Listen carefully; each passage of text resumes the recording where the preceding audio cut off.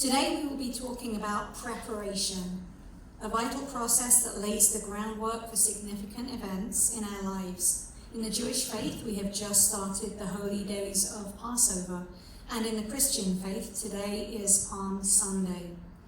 In both these meaningful holy days, we find rich examples of preparation that resonate not only with our spiritual journeys, but that also have significance in our life journeys.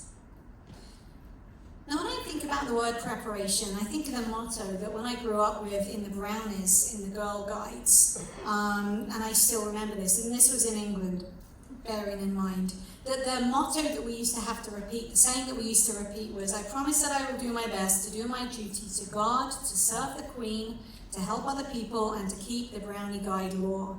Of course, when I was growing up, it was the Queen in those days. But even outside the motto, there was a deeper motto, and I guess it was like a mission statement or something for the scouting organization, which was, and I think it still is, be prepared. Growing up in the scouting movement, it wasn't just about being prepared like the fictional character MacGyver who could overcome any obstacle with just duct tape and paper clips or things like that. But it was about being prepared to offer help in the moment to anyone who may have needed it. From helping someone carry their grocery bags to helping someone cross the road, preparation could, in part, be related to paying attention to what's going on around us and stepping in to offer assistance as we are able to. So when we think of this, preparation is not just about planning. It's about paying attention. It's about mindfulness, cultivating that right mindset and heart to be equipped for what is to come. In the Jewish tradition, Passover commemorates the Israelites' liberation from slavery in Egypt. It was a time of intense preparation, where families had to quickly make their food, which included unleavened bread, due to the lack of time that they had to let it rise before embarking on their journey out of Egypt. The Seder meal, with its rich symbolism, including bitter herbs, including the lack of leaven, and other elements, serves as a reminder of God's deliverance and the promise of freedom. The act of preparation was not just physical, it was spiritual, a call to remember and anticipate God's mighty works. Similarly, Palm Sunday marks the triumphant entry of Jesus into Jerusalem. Here we see another instance of preparation. Jesus, understanding the significance of this moment, instructed his disciples to bring a colt for him to ride into the city. The people prepared their hearts and their surroundings, laying down palms and their garments as a sign of honor and expectation. They welcomed Jesus, not just as a teacher, but in that moment also as a savior. Both events teach us that preparation is essential in helping us, not only with the major events, but with our everyday lives as well. Just as the Israelites prepared to leave Egypt and the people of Jerusalem prepared to receive their king, when we prepare, we create space for our higher power, by whatever name we may call it, to work in our lives. And we acknowledge our need for guidance, liberation, and transformation as we use this as our source of that guidance.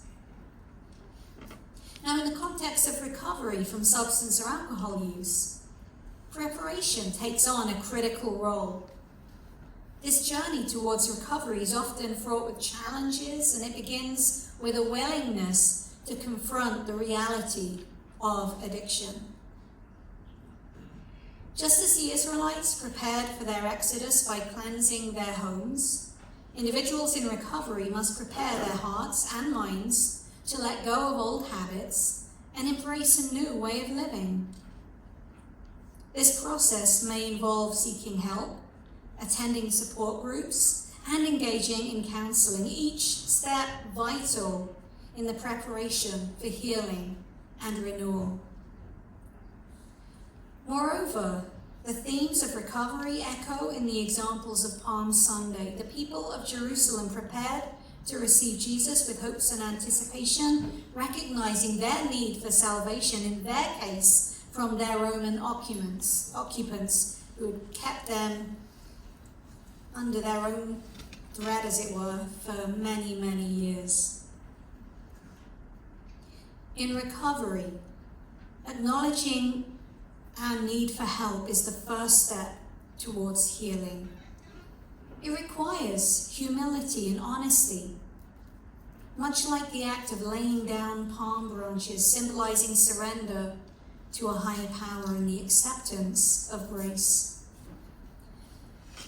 Now, I frequently say there's a phrase in AA that I'm not too keen on, but one letter in that phrase makes it a much more powerful phrase.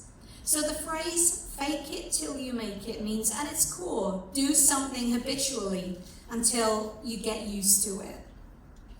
But when we think of being authentic and the need for authenticity in the program, the word fake doesn't really go alongside of that. So a better phrase is replacing the letter K with the letter C, which makes it face it till you make it. The idea of looking at something objectively with honesty and maybe vulnerability, and taking it on as a challenge that you're willing to face until you receive the transformation or the grace that will come as a result of that transformation. In a contemporary world, preparation can take many forms. Whether it's a student preparing for exams, whether it's an athlete training for a competition, or a couple preparing for marriage, each scenario emphasizes the importance of diligence, focus, and intentionality. Preparation requires sacrifice and commitment, but it also opens the door to growth, transformation, especially in recovery. This brings to mind the words of the Stoic philosopher Seneca, who wisely stated, "Luck is what happens when preparation meets opportunity." This quote sums up the essence of preparation in both our spiritual and recovery journeys. We often think of success as a stroke of luck, but true success is born from the hard work and the dedication that we put into preparing ourselves for the opportunities that life presents. In recovery, the opportunity might be a moment of clarity, a supportive friend, or a chance to make a healthier choice. However, without preparation, like developing healthy coping mechanisms and understanding the activating experiences or feelings that may lead to substance or alcohol use, those opportunities may go unrecognized. A quote by John Maxwell offers another insight, which is, "Pay now, play later," or "play now and pay later." This quote serves as a reminder that the efforts that we invest in preparation today may require sacrifice and discipline today, but they ultimately lead to a more fulfilling and joyful future. In the context of recovery, this means making the hard choices now, such as attending meetings, seeking counseling, or confronting uncomfortable truths, so that we can experience the joys of sobriety and the fullness of life later. On the flip side, if we choose to avoid the hard work of preparation, we may find ourselves paying a much steeper price down the road, facing the consequences of our choice. We also see this theme echoed in the words of the rapper Eminem. In his song, Not Afraid, this powerful song speaks about overcoming obstacles and not letting fear dictate our journeys. He emphasizes the importance of standing firm, taking control, and being prepared to face the challenges head on.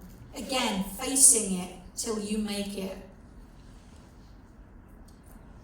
In recovery, we may encounter fears and doubts, but like Eminem, we can choose to rise above them, prepared to confront our struggles and embrace the path to healing.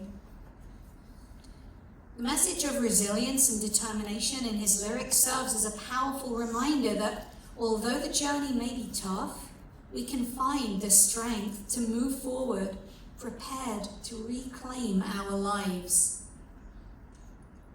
Another point to note about his song is that it speaks to the power of not wanting to walk down that road alone. Preparation means finding the people who can accompany you on your journey.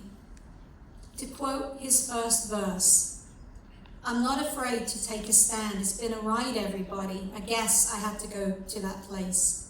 Come take my hand to get to this one. We'll walk this road together through the storm." Now, some of you might still be in that place, whatever weather, cold or warm. If you're trying to get out, just letting you know that you're not alone. Just follow me, holler if you've been down the same road. I'll get you there. When he wrote this song, he shared that it expressed his determination to overcome his struggles and commit to a positive path. As the song tackled his own drug addiction and desire to be a better father. It reminds us, as I mentioned, that preparation doesn't have to be in isolation. We work with others to support us in our process. Passover, it's a family and community festival. Palm Sunday involves the community coming together. And recovery, as I frequently say, and is mentioned even in step 1 of the 12 steps, it is a we program. It's about us as a community. So whether you're a patient or a family member, this is something that has affected you and your relationships with each other. And each of you has people out there who want to support you as you prepare for what happens next, whether you or your loved one, and when you or your loved one eventually leave treatment.